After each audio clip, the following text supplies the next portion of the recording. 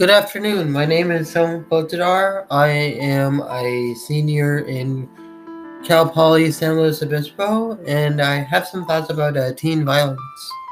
Especially as a former teen growing up in the age of social media, I think a lot of teens could have a warped sense of what's right and wrong from looking at social media. So when people in shows are shown to do harmful behavior like hitting or threatening, like teens might look at this as the example of seeing this on TV.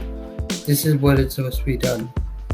Um, and that's what might lead to increased threats of dating violence among teens.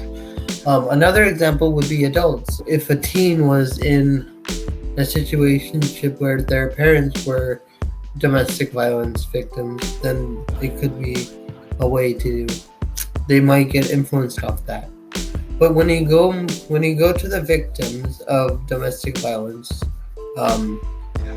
there might be cases of manipulation, gaslighting, along with the domestic violence that happens. With the victims, there's also an increased chance of depression because they might be afraid of coming forward and talking about these situations because their partners might come and attack them for it.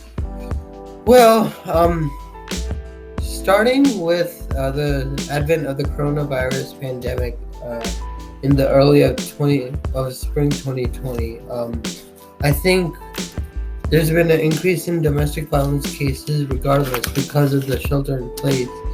And a lot of victims are not allowed to go out and get help that they desperately need because of this. I think that's bad because this could lead to more cases of domestic violence, more cases of mental health that won't be treated.